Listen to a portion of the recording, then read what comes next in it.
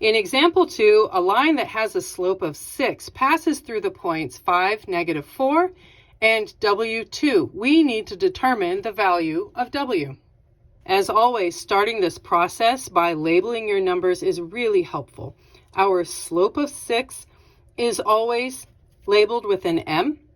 We know that our coordinate points are always X and then Y. The first point is point 1. The second point is point 2. So that follows naturally.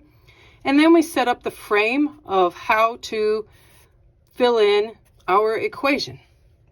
From the introduction and a previous lesson, we know that our slope goes out in front here to the left, and that is of 6.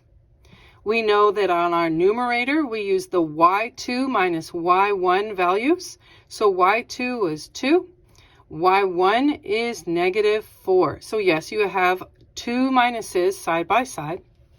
And then in the denominator, we have x2 minus x1, so w for x2 and 5 for x1.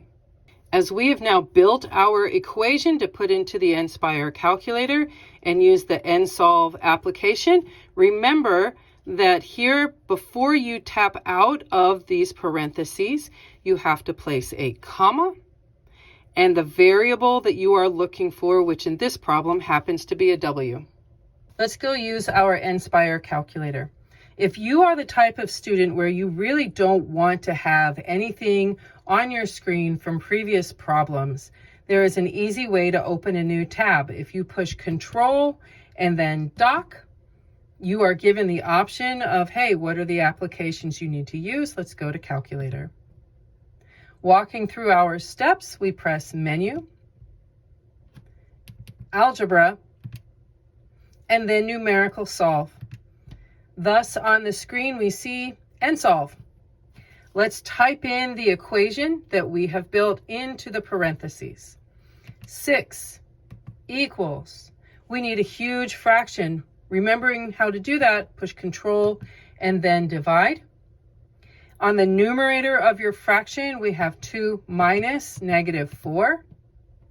On the denominator of your fraction, we have W minus 5. We remember from the introduction that now you arrow over just one space, but still inside of the parentheses. We push comma, which is at the bottom left of your keyboard, and then the variable that you are looking for, which in this problem is a W. At this point, you can close your parentheses and push Enter, and we find that W is equal to 6. Having used the NSPIRE, we've learned that W equals 6, and we have been able to master finding this missing part of the coordinate point by using the tools that we are allowed to. And there you go.